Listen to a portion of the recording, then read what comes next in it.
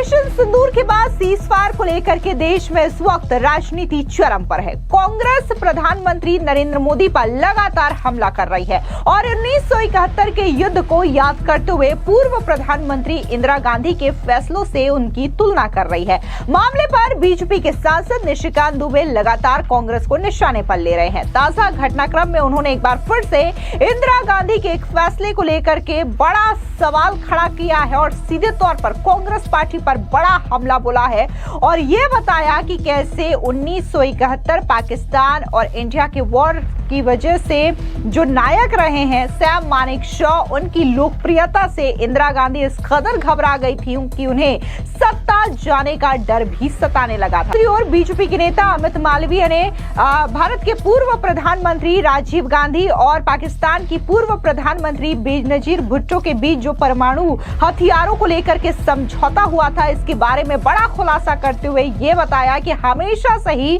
Congress party ने भारत की राष्ट्रीय सुरक्षा को ताक पर रखा, जिसकी वजह से हर बार हिंदुस्तान को आतंक का दंश झेलना पड़ा। लेकिन सबसे पहले बात अगर हम निशिकांत दुबे के खुलासे के बारे में करें तो आपको बता दें कि सोशल मीडिया प्लेटफॉर्म एक्स पर पोस्ट करते हुए निशिकांत दुबे ने कहा कि आयरन लेडी इंदिरा जी, क्या आपको पता है कि 1971 के युद्ध के बाद तत्कालीन सेनाध्यक्ष सैम मानेकशॉ जी की लोकप्रियता से घबराकर उन्होंने 1973 में सेना का वन रैंक वन पेंशन बंद कर दिया। युद्ध के नायक जनरल सैम मानेकशॉ को 1973 में फील्ड मार्शल बनाने के बाद भी उनको पेंशन गाड़ी सुविधा देना बंद कर दिया गया। फील्ड मार्शल को आजीवन ये सुविधा दी जाती है। राष्ट्रपति कलाम साहब ने इस सम्मान को उनके 34 साल के बाद 2007 में दिया। सत्ता में रहने का ये डर और कार्य इंदिरा गांधी जी को यदि आयरन लेडी बनाता है तो, यानी कि उन्होंने साफ तौर से कहा कि 1971 में